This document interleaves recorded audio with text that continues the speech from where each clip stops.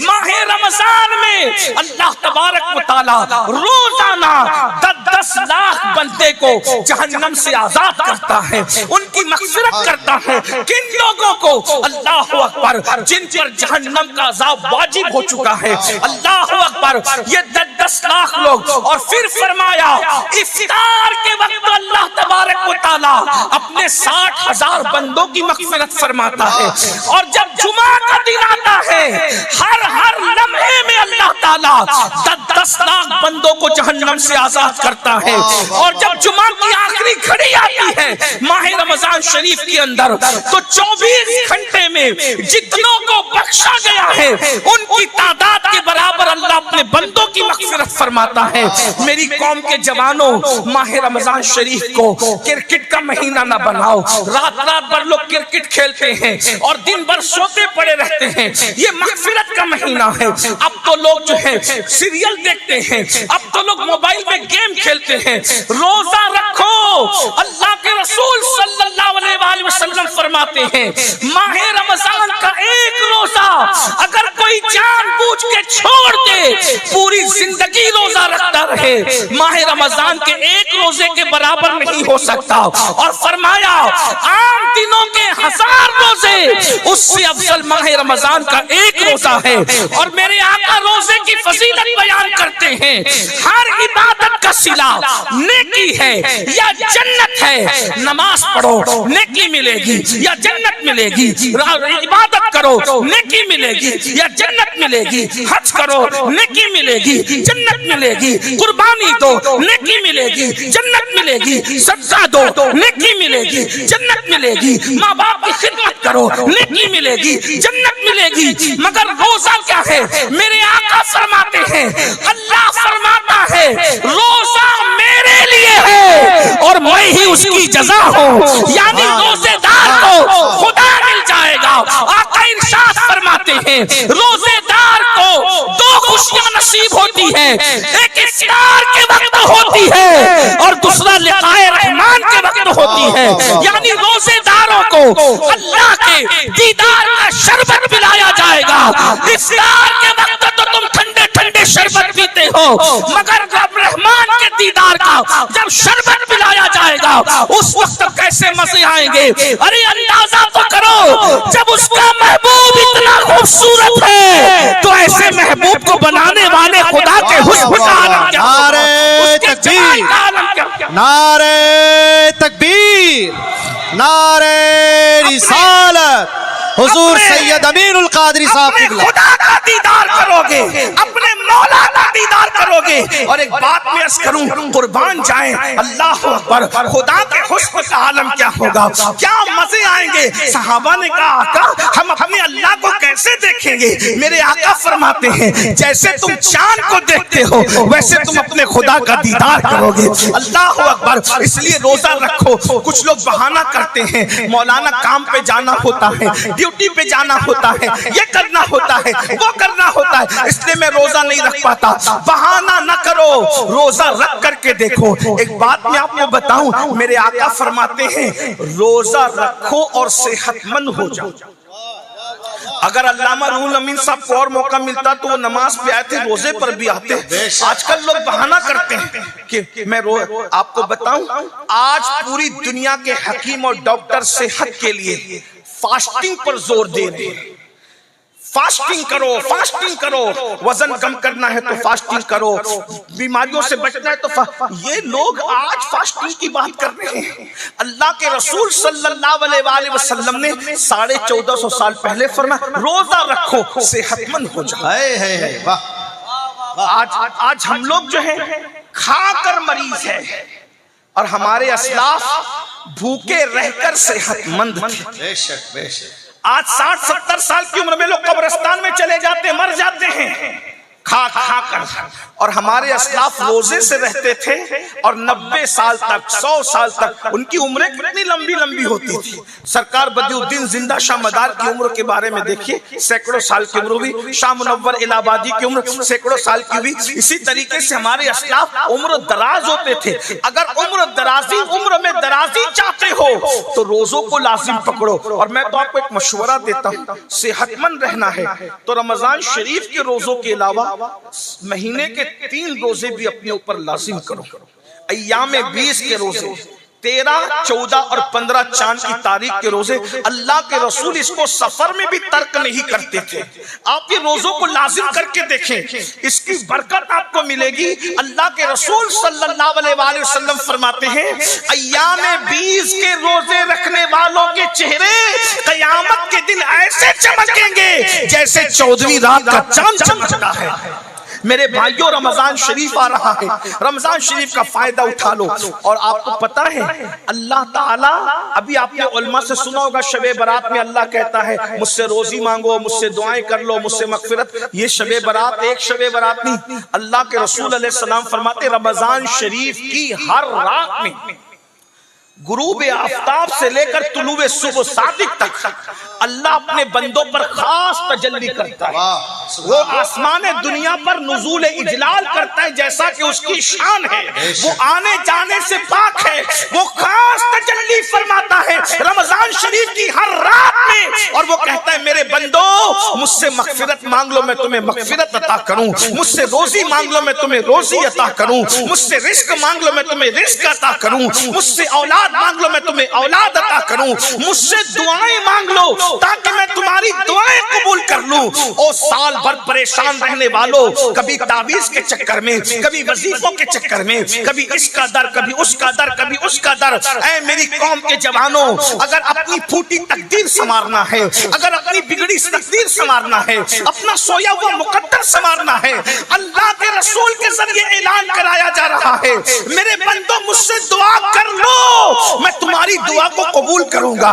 अरे जरा गिड़गिड़ा करके देख लो, रोजी रमजान शरीफ में मांग कर देख लो। साल भर तक कुशादगी न हो तो फिर हमारा दामन पकड़ना, क्योंकि हमें अपने नबी की जबान पर यकीन है। अल्लाह अकबर। लेकिन अफसोस की बात यह है रमजान शरीफ की रातों में जागते तो हो लेकिन इबादत नहीं करते, गिड़गिड़ाते नहीं। बल्कि आजकल तो ऐसा हो गया, इफ्तार और सहरी के मौके पर रमजान के प्रोग्राम के नाम पर पड़ोसी मुल्कों ने इतनी बातें फैलाई है कि जो ऐन दुआ और इबादत का वक्त होता है लोग टीवी का मुंह पकड़ के बैठ जाते हैं।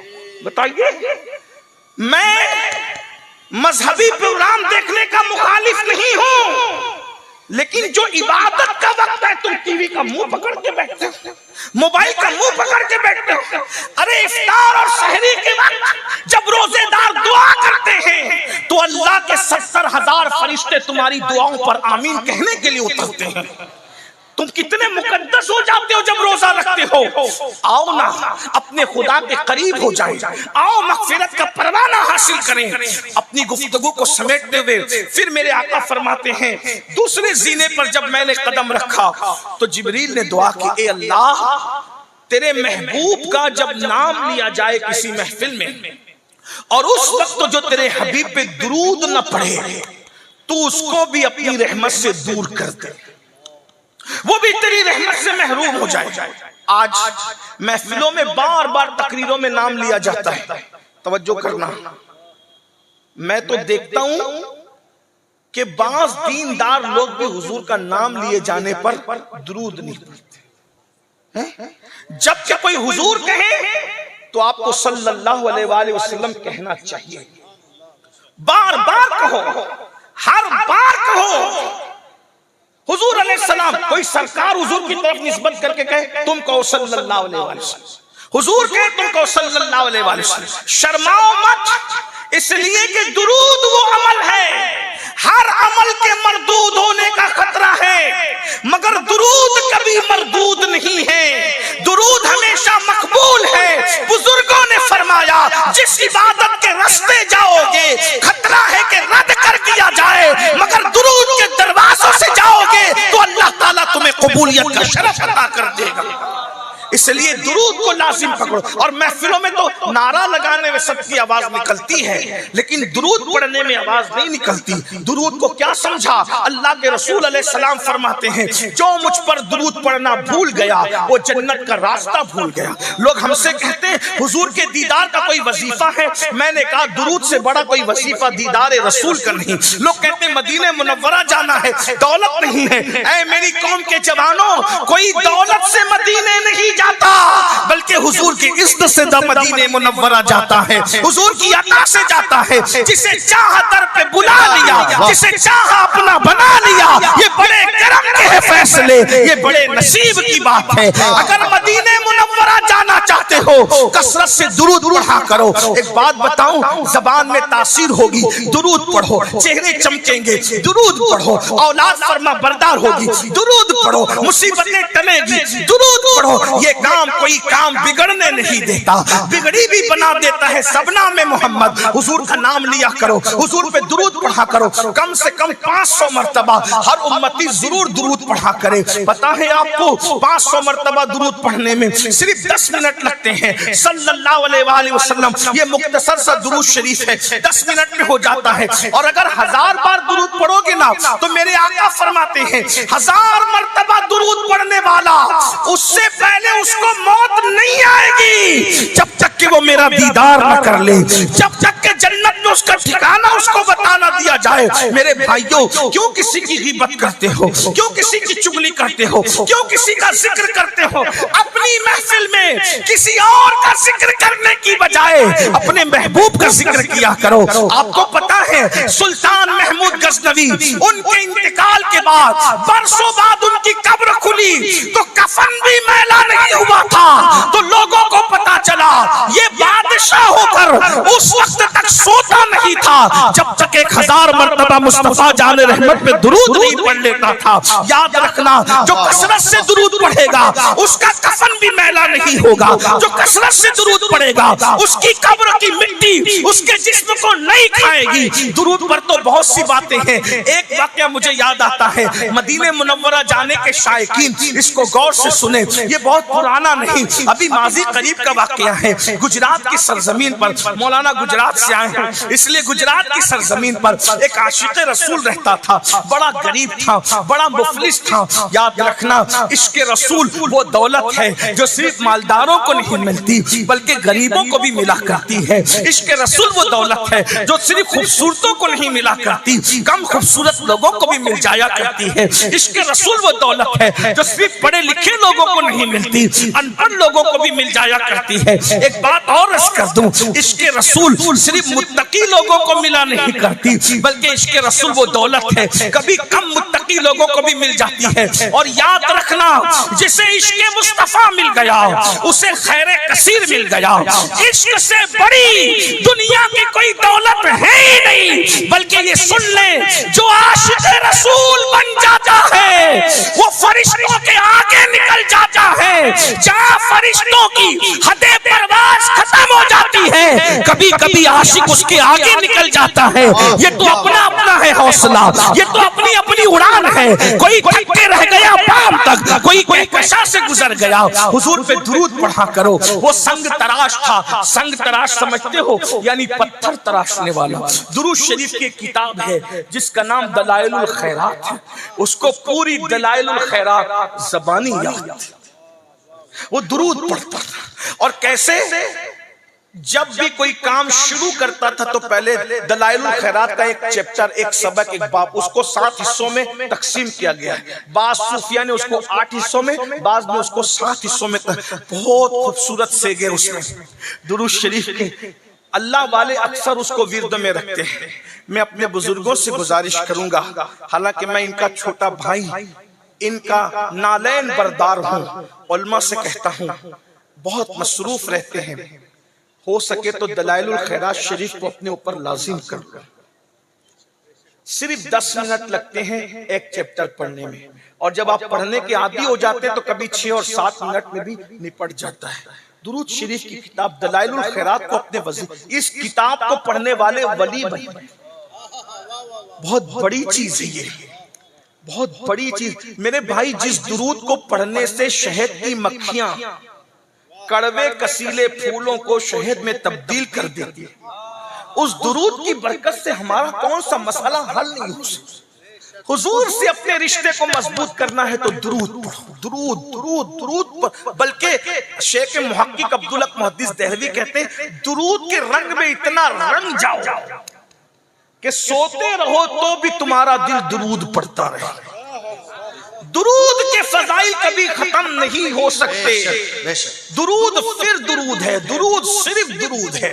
एक बार दुरूद की तरफ आकर के देखो, दुरूद शरीफ पढ़ कर देखो तो वो संग तराश था। पत्थर तराशने से पहले रोजाना हर एक चैप्टर, दूसरा पत्थर तराशना, दूसरा चैप्टर पढ़ा, दूसरा बाप पढ़ा, तीसरा पत्थर तराश, वो पढ़ता रहता था, पत्थर तराशता है।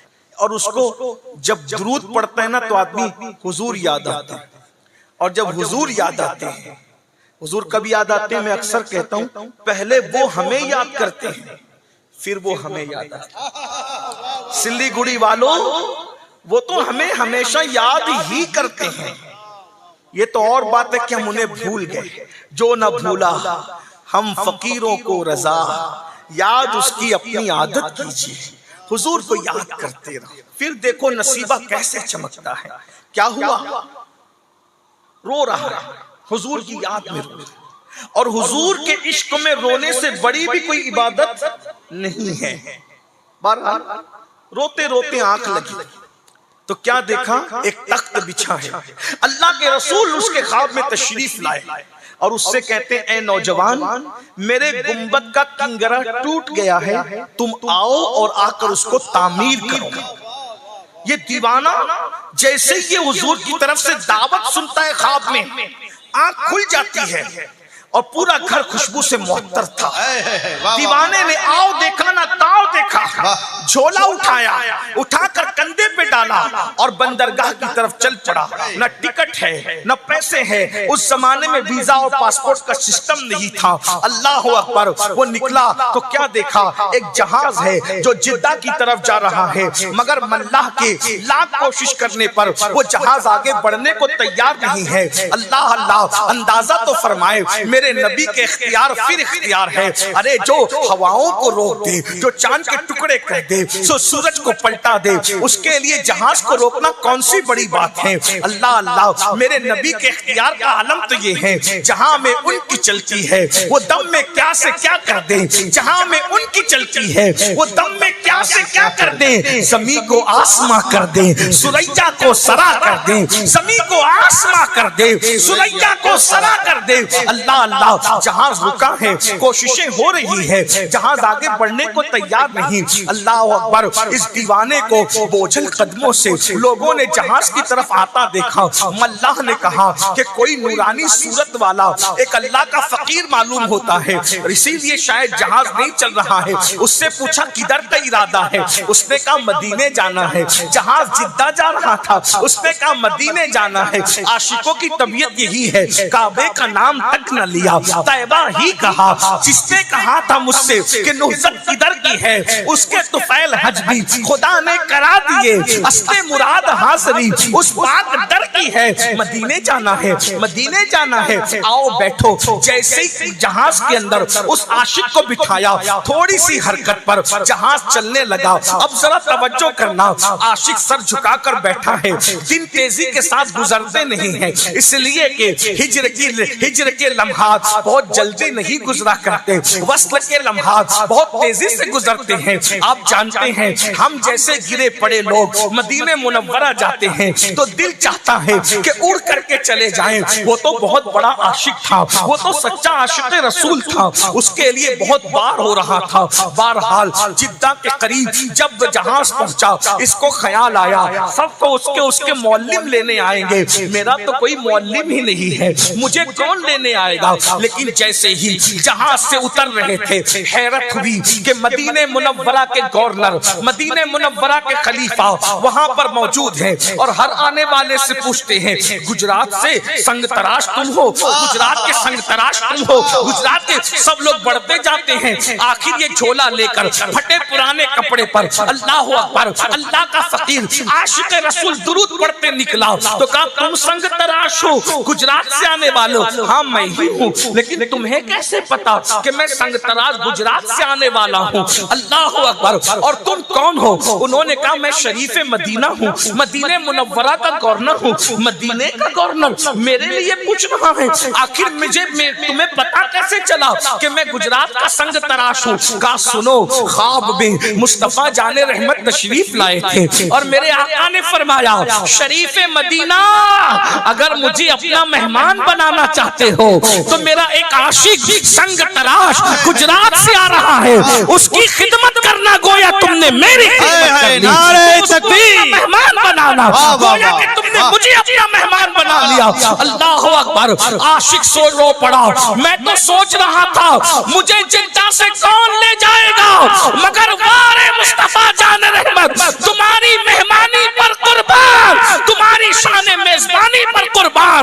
वक्त के ताजदार को एक फकीर के लिए साहिल समुंदर पे खड़ा कर दिया और उसके बाद शरीफ मदीना पूरे ठाट बाट के साथ उस आशिक रसूल को मदीने मुनव्वरा ले जाता है। ये खा ले, ये कर ले, वो कर ले, कुछ नहीं, मैं जिस काम के लिए आया हूँ उसी काम से मुझे जाना है। क्या काम से आए हो? हुजूर ने फरमाया मेरा किंगरा टूट गया है, गुंबद का तुम्हें तामीर करना है। अरे करोड़ों उम्मतियों में किंगरे की तामीर के लिए निगाह किस पे पड़ रही है? दुरूद पढ़ने वाले आशिक पे पड़ रही है, हुजूर के डंके बजाने वाले आशिक पे पड़ रही है। अल्लाह अकबर। वो फिर आशिक रसूल गुस्ल करता है, अपने फटे पुराने कपड़े पहनता है और साजो सामान लेकर गुंबद की तरफ चढ़ता है। हाय हाय, हजारों अख्ताब व अब्दाल निगाहों से जिस गुंबद को बोसा देते हैं, उस गुंबद पे चढ़ने का शरफ जिसे नसीब हो रहा है वो गुजरात का एक मामूली सा संग तराश है। अंदाजा तो फरमाए,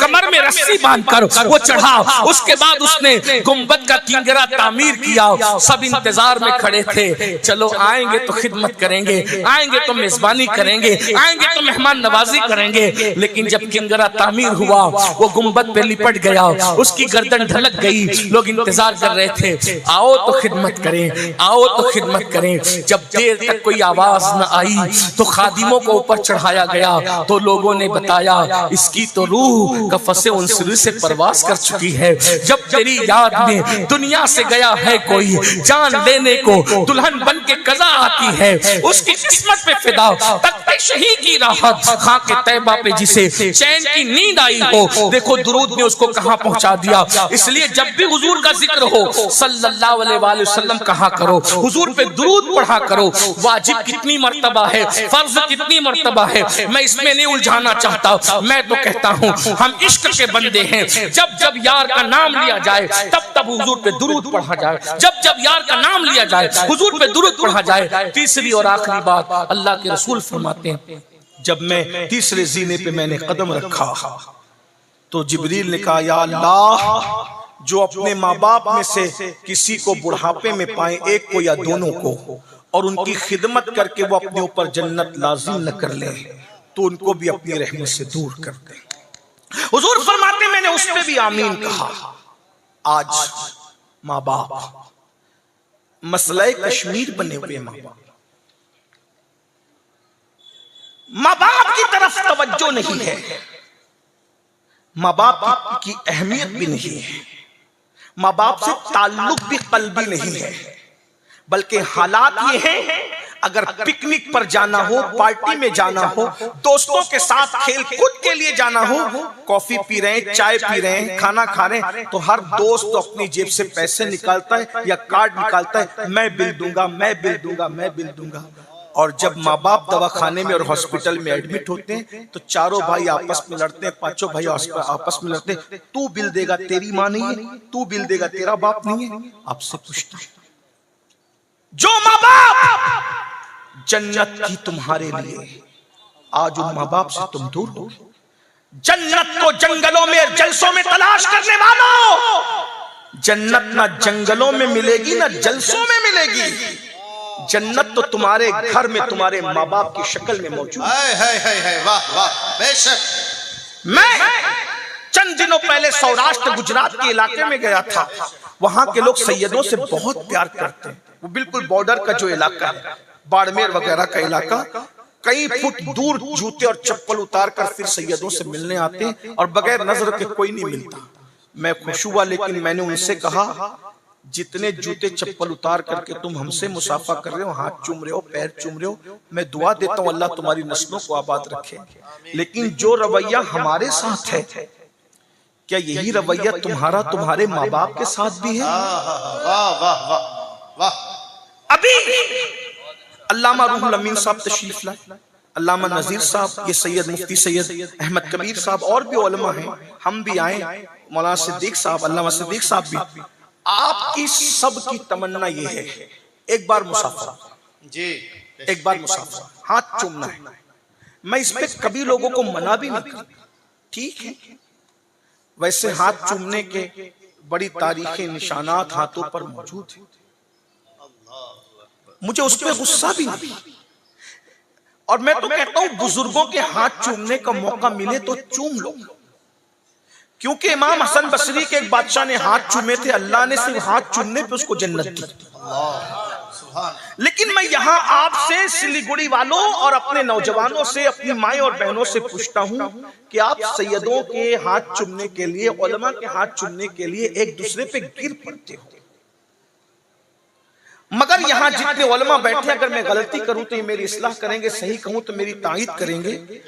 आप कोई भी सैयद साहब, ये बात तो मैं कह सकता हूं, कोई और कहेगा तो उसको गलत रंग दे, कोई भी कितना ही बड़ा सैयद अगर आपके लिए दुआ करे, सैयद की दुआ कबूल होती, लेकिन अल्लाह बेनियाज है, अगर चाहे तो वो तुम्हारे हक में सैयद की हुई दुआ भी रद्द कर सकता है, कबूल होती, लेकिन वो रद्द कर, वो भी नहीं है, उसको कबूल करना उस पे लाजिम नहीं है, अल्लाह पर कुछ लाजिम नहीं है, बेनियाज है, हम सब उसके बंदे हैं। वो अगर सारी जिंदगी की इबादत को रद्द कर दे तो भी कोई उससे पूछ नहीं सकता कि क्यों रद्द किया।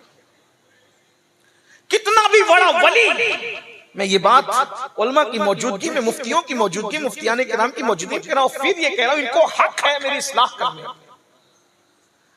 कितना भी बड़ा वली अगर दुआ करे, अल्लाह बेनियाज है, वलियों की दुआ वो कबूल करता है, लेकिन अगर चाहे तो वो वली की दुआ जो आपके हक में हो रही वो रद्द भी कर दे, कर सकता है, वो कर सकता है, पॉसिबल है, मुमकिन है, क्योंकि वो बेनियाज है, वो बेनियाज है। मेरे भाई, जब उसने किसी हजारों साल इबादत करने वालों की इबादत को रद्द ही नहीं किया, बल्कि उसके गले में लानत का तोक डाल दिया, बलामो बाउर का अंजाम क्या हुआ? मेरे भाई गौर करो, सोचो, अपने माँ बाप को सताने वालों, माँ बाप को तकलीफ पहुंचाने वालों, माँ बाप का दिल दुखाने वालों, माँ बाप को अजियत देने वालों, किसी की भी दुआ, बड़े से बड़े बुजुर्ग, बड़े से बड़े सैयद, बड़े से बड़े पीर की दुआ अल्लाह कबूल ही करता है, लेकिन अगर चाहे तो रद्द कर दे। लेकिन अल्लाह के सच्चे रसूल ने फरमाया, जब तुम्हारे माँ बाप तुम्हारे लिए दुआ करते हैं तो अल्लाह माँ बाप की दुआ को औलाद के हक में कभी रद्द नहीं करता, कभी रद्द नहीं करता।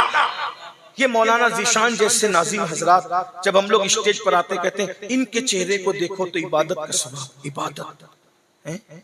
मैं कहता हूं अगर जो गुमान किया है वाकई हम वैसे नेक हैं तो इबादत का सवाब मिलेगा, वरना मिंबर पर सर झुकाकर मक्कारी कर रहे हैं और कमरे में जाके गड़बड़ कर रहे हैं तो क्या इबादत का सवाब मिलेगा? नमाजों में सोते पड़े तो क्या इबादत का सवाब मिलेगा?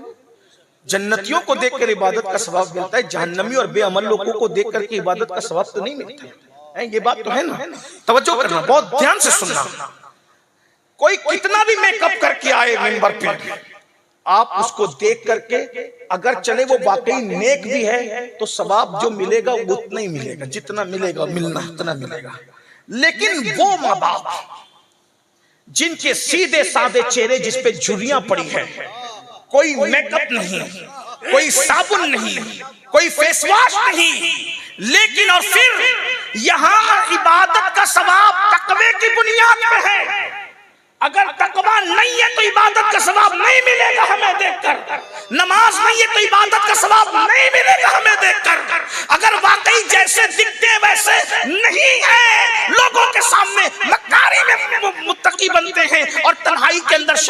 नंगा नाच बनते हैं इल्ला माशाअल्लाह, तो कोई सवाब नहीं मिलेगा। मगर सुन लो, यहाँ तकवे की परहेजगारी की बुनियाद में सवाब है, लेकिन तुम्हारे माँ बाप न नमाजी है, न रोजेदार है, न नेक है, न मुत्तकी है, सिर्फ माँ बाप है और उनकी फर्मा बरदार औलाद हो। तुम उनको जब जब देखते हो तब तब अल्लाह तुम्हें मकबूल हज का सवाब है। नारे तकबीर। हाजी तो साल में एक मर्तबा नफली जिलहज्जा को हज करता है और पता नहीं कबूल है कि रद्द है। लाखों रुपए खर्च करके कबूलियत की कोई सनद नहीं है। ऐ माँ बाप को देखने वाले, तू जितनी मर्तबा देखेगा अल्लाह तुझे उतनी मर्तबा मकबूल हज का सवाब अता फरमाएगा। 10 मर्तबा देखे तो 10 मर्तबा, 20 मर्तबा देखे तो 20 मर्तबा, 100 मर्तबा देखे तो 100 मर्तबा। अफसोस अपने माँ बाप के पास बैठने के लिए तुम्हारे पास टाइम नहीं है, वक्त नहीं है। दोस्तों के पास घंटों बैठते हैं और माँ बाप इंतजार करते हैं मेरा बेटा या मेरी बेटी आकर मेरे पास 10 मिनट तो बैठते हो अपने माँ बाप के पास? नहीं बैठते। और एक बात आप सुन लें, हम बच्चे थे जितनी जरूरत हमें अपने माँ बाप की थी, बुढ़ापे में उतनी ही जरूरत हमारे माँ बाप को हमारी होती है। माँ बाप को कुछ मत दो, सिर्फ जाके बैठ भी जाओ ना तो उनका दिल बड़ा हो जाता है। उनके हाथ चूम लो तो उनका सीना 56 का हो जाता है। ये सूदखोरों के चेहरे क्या सीने क्या 56 के होंगे? ये सीना 56 का उनका होता है जो माँ बाप के जब तुम हाथ चूमते हो, जब तुम उनकी कदम बोसी करते हो। और एक बात ये भी याद रखना, आजकल के नौजवान छोकरों को पता ही नहीं माँ बाप क्या है। अल्लाह के रसूल अलैहिस्सलाम फरमाते माँ बाप राजी अल्लाह राजी, माँ बाप नाराज अल्लाह नाराज। यहां तक फरमाया अगर किसी के माँ बाप नाराज हैं तो अल्लाह उसकी नमाजें और उसकी दुआएं भी कबूल नहीं करता। माँ बाप को बहन के यहाँ छोड़ दिया, माँ बाप को यहाँ छोड़ दिया, और अल्लाह के रसूल क्या फरमा रहे, जो अपने माँ बाप की खिदमत करके माँ बाप को राजी न कर ले, अपनी मगफिरत न करवा ले, जन्नती न हो जाए, अल्लाह उसे अपनी रहमत से दूर कर दे।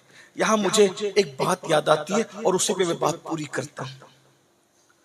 आजकल के नौजवान चाहते माँ बाप को छोड़ के सब हासिल कर ले। मैं पूरी जिम्मेदारी से कह रहा हूँ, माँ बाप को छोड़कर तुम कुछ हासिल नहीं कर सकते।